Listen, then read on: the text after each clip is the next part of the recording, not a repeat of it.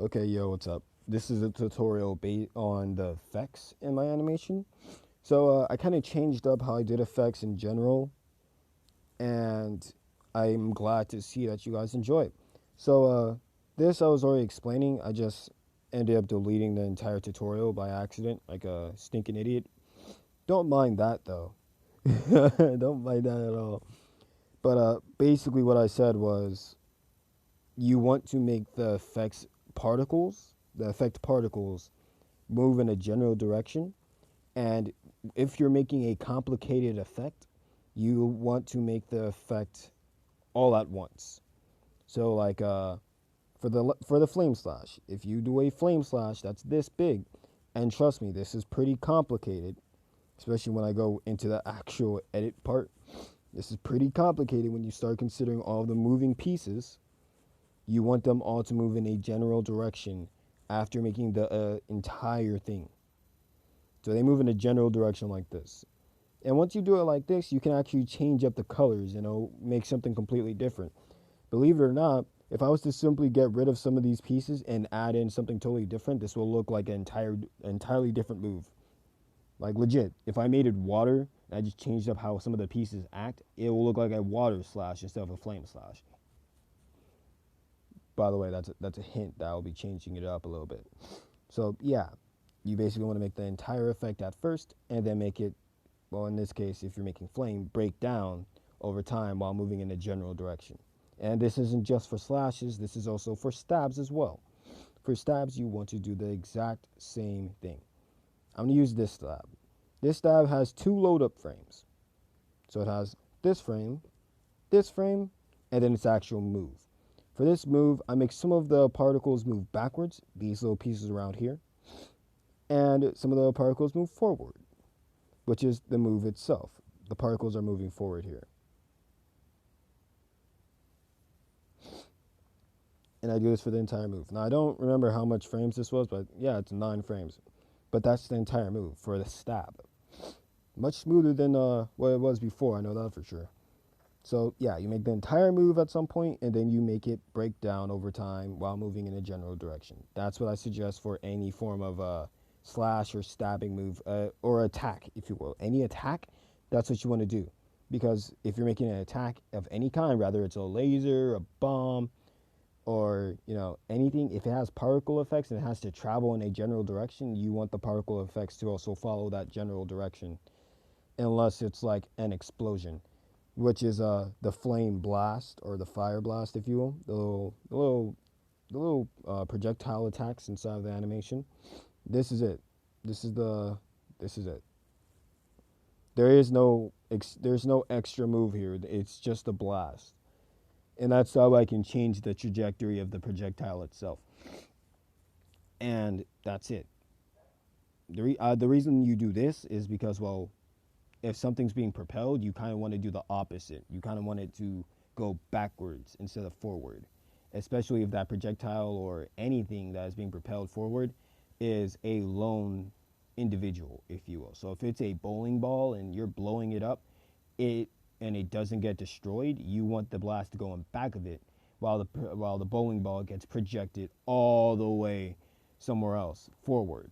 So that's why I suggest for explosions. And I would make more explosions, but one, making a flame slash took a very long time, and it's only a slash. And I know how to make a lot of slashes, and I don't know how to make explosions yet. Making genuine explosions in the form of an actual explosion is something I haven't figured out.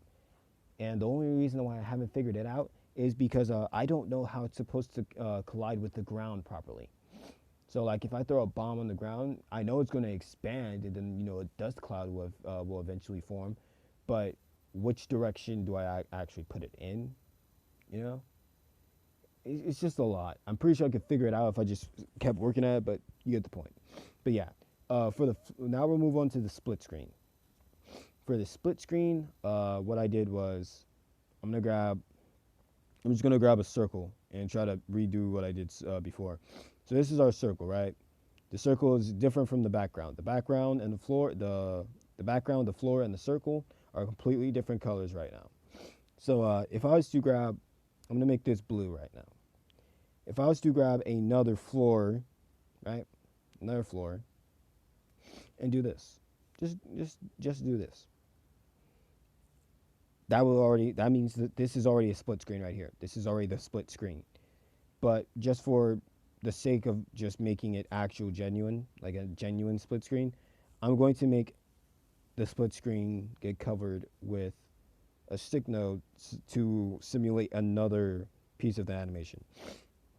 Now, when you do this, you want to cover the entire left half of the animation's background with a totally different color.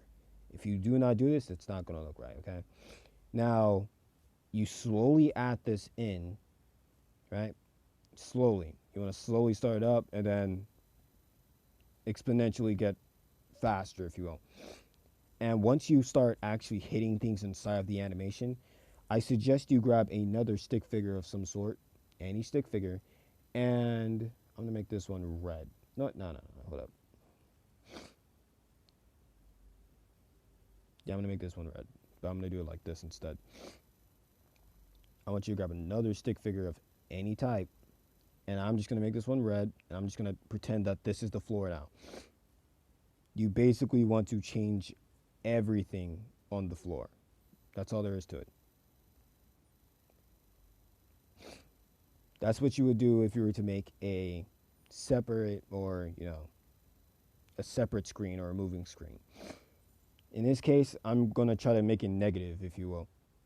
So once it comes in, gets exponentially bigger, covers a piece of the circle. Now, this is the part that you want to pay attention to. When it starts covering the circle, you expect it to go either white. You basically want to add it over this new background that you created, if anything. So right now the circle's black, but once it's over this new background, you want to make it white. And in this case, honestly, I would just change the circle in general to like something like this. But now you would have to rearrange everything.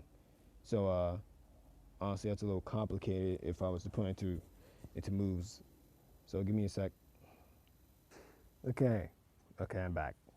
So this is what I did. This one's a little different than the split screen that I did before, because the split screen I did before is actually much simpler than this.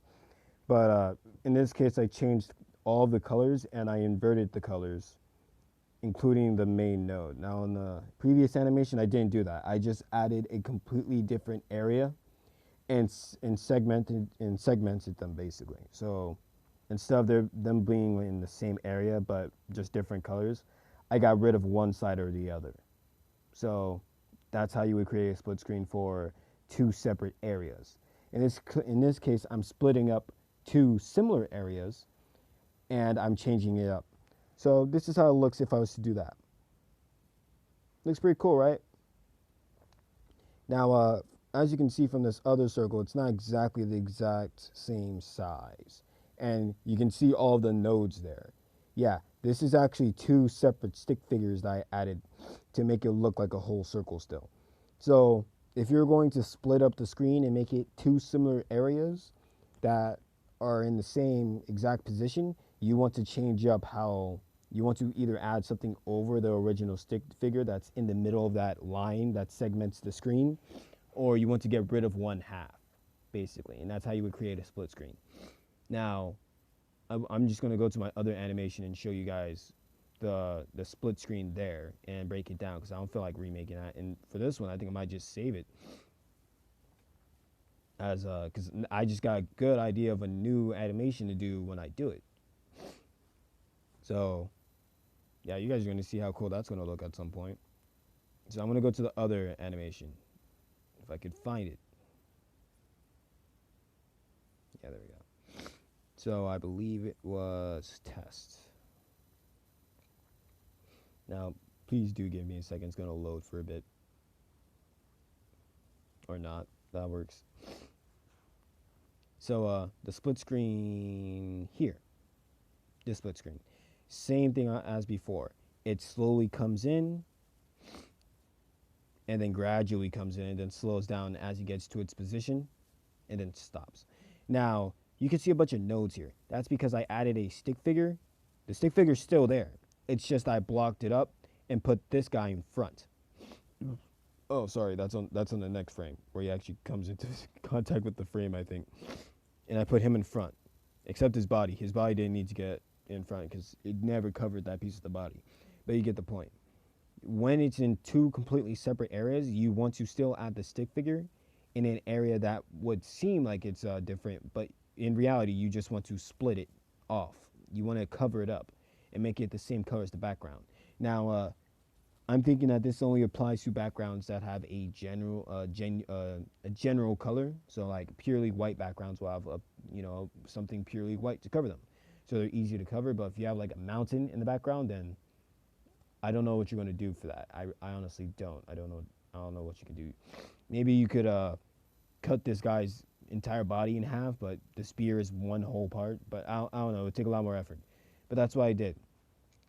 Basically, as soon as the split screen came up and this guy came into frame on the split screen, because he was basically always there, all I did was block off the other half of his body that was not on that side of the split screen, and now the screen is split. Now it doesn't exist. It's like a magic trick. It only exists if you can see it, you know? And that's what I did. You let it play through one more time until it gets to the split screen. But yeah, that's what I did for the split screen. So it's basically the stick figure still plays out all here, all in the empty area, but I covered them up. That's it. So that's all you gotta do for a split screen. It's just either one, change up the if it's a similar split screen, meaning it's the same area, but with different colors or something. Then I suggest you actually keep everything there, but you use a separate stick figure to change the original stick figures when they're in between that part of the screen. If it's a split screen that involves two separate areas all together, I suggest you block off one section of the area entirely, and you keep one section of the other section of the area completely the same, and just animate it normally. So that's what I would suggest, honestly. And no, it does not have to be like this. It can be up or down. It can be sideways. It can be anything. It can be a plus sign for all I care. It can be any amount of split screens you want it to be as well. But just make sure that they're all in their own separate areas.